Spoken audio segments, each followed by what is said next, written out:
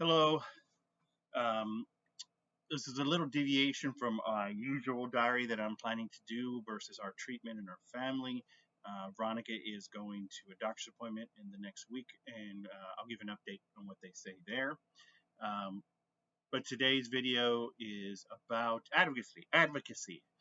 If you or someone you know is going through severe cancer treatment. First, I like to say disclaimer, I'm not a medical professional and I'm not here to give medical advice by any means, so don't take it to be that way.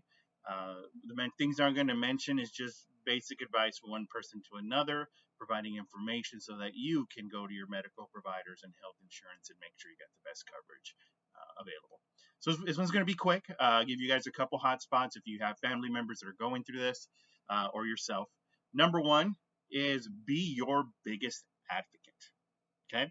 And the reason why, what that means is you need to be the person that pushes the hardest, harder than your doctors, harder than any other family member, with the next probably of your spouse. The reason being is what happens a lot of time with someone gets a cancer diagnosis, they're in shock, they're depressed, they don't know where to go from there. So as you're meeting your medical professionals, you need to be the one that stands up and asks questions and researches your information. Now, I'm not a big proponent of doing the whole Google search self-diagnose yourself thing, just because you can go down a rabbit hole of negativity, right? So I would say minimize that. But what I'm going to do is give you some basic stuff for your doctor visit, okay? So be your biggest advocate. Number one, if you go to a doctor, usually they'll do an initial test and they'll have you come in for the results. I recommend you bring somebody with you, somebody you trust, because you're going to be nervous.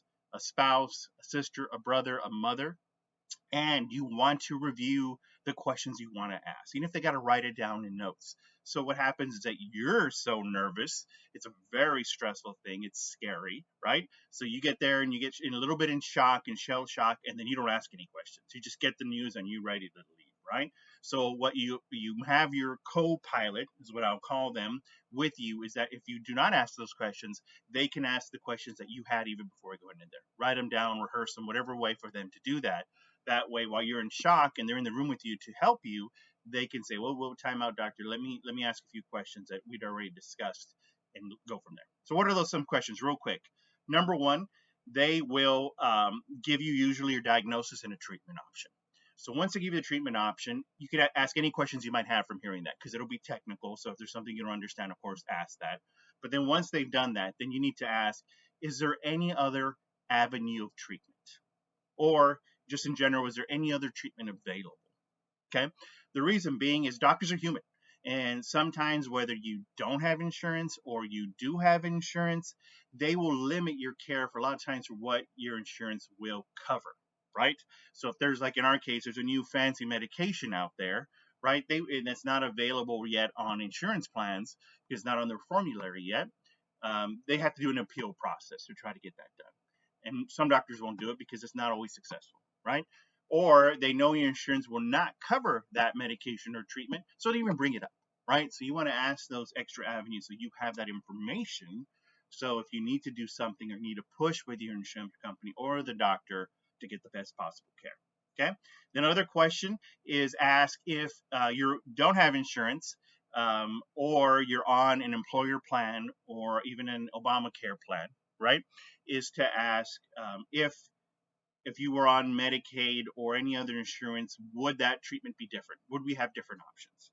Now, most people don't know that if you have usually stage 4 and some stage 3 cancers, you need to research, because in most states you can go on disability for that. Okay, disability will usually cover your insurance, might actually give you some a little bit of money throughout the months, can help with things like food stamps, because your family is definitely going to go through some stresses when you start spending money for care and the trips into town and different things you can get as you're being on disability. But the catch is sometimes Medicaid doesn't cover the treatment you want, or there's extra steps to get it. So what I bring in the segue to Medicaid versus insurance before you switch to Medicaid, because a lot of these insurance, cancer places, oncology, because they know it's severe, they'll say, "Hey, do you want to apply for Medicaid?" Now the catch is you cannot have Medicaid and anything else. So make sure before you make that switch to disability, you research about what Medicaid will cover versus the insurance you currently have through work or Obamacare. That way, you know you're not, for lack of a better term, pigeonhole yourself in one various form of treatment. Okay. So that's where I'm going to end up. Make sure you do the research, because sometimes I've seen where people do the Medicaid, and because Medicaid is governmentally funded and state funded, they're and regulated by the states.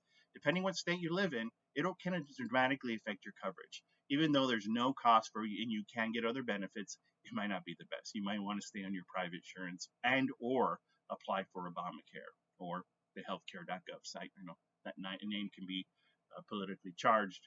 All right, so that's it for today.